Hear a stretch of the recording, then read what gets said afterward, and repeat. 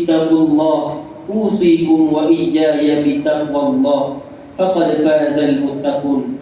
Qala Allah Ta'ala ya ayyuhalladzina amanu ittaqullaha haqqa tuqatih wa la tamutunna illa wa antum muslimun.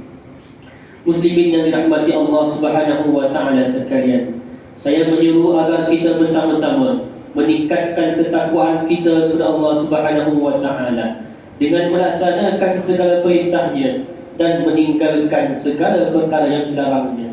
Semoga kita semua diberi kebahagiaan dan kejayaan di dunia dan di akhirat. Pada hari yang mulia ini, mimbar akan membicarakan khutbah bertajuk Imam Mahdi antara kebenaran dan penyelewengan. Hadirin Jumaat yang dirahmati Allah Subhanahu wa Ta'ala, sejarah Islam telah menyingkap beberapa individu yang mendakwa diri mereka atau mana-mana individu lain sebagai Imam Mahdi. Dakwah ini telah menyebabkan kekeliruan dan perpecahan dalam kalangan umat Islam. Kegagalan membezakan antara kebenaran dan penyelewengan ini boleh membawa implikasi yang besar terhadap keharmonian agama dan masyarakat Islam.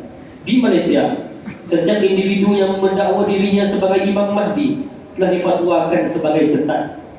Mesyuarat Jawatankuasa Perunding Hukum Syarak ini fatwa Negeri Selangor telah memutuskan bahawa dakwaan sebagai Imam Mahdi adalah sesat dan menyeleweng daripada akidah Islam yang sebenar. Ini boleh dilihat dalam kes pengharaman ajaran sesat Qadiani, Al-Akham dan juga kelompok Syiah yang mendakwa imam mereka sebagai Imam Mahdi.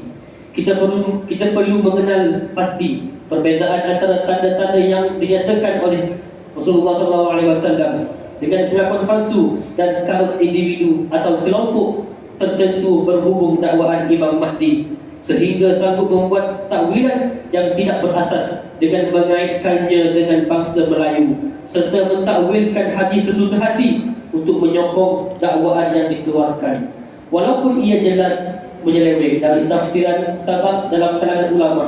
Persoalannya, kenapa segelintir masyarakat kita mudah terpengaruh dengan dakwah-dakwah dan ajaran palsu ini?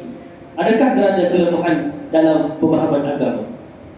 Mimbar akan menjelaskan tentang Imam Mahdi antara kebenaran dengan penyelewengan berdasarkan nukilan hadis-hadis sahih yang sepatutnya menjadi sumber utama dalam mengenali Imam Mahdi serta membezakan antara kebenaran dengan penyelewengan palsu individu atau kumpulan tertentu.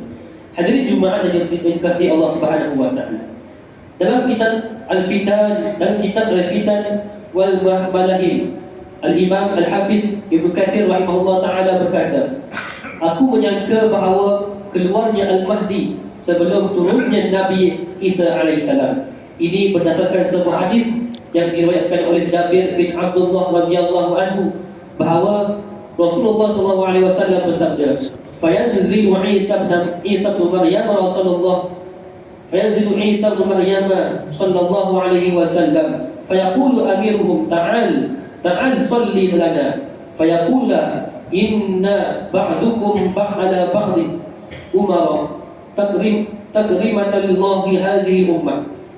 Isa bin Maryam sallallahu alaihi wasallam akan turun dan memerintah mereka Al-Mahdi berkata, marilah solat mengimami kami.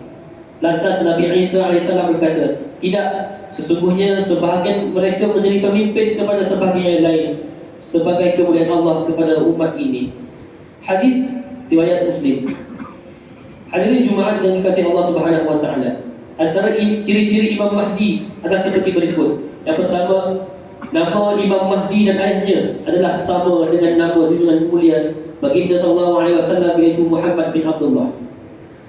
Karakteristik Imam Mahdi yang dinyatakan dalam riwayat adalah jelas bahawa Imam Mahdi berasal daripada keturunan Rasulullah SAW melalui susun galur puteri baginda Sayyidatina Fatimah radhiyallahu anha. Nama beliau ialah Muhammad bin Abdullah.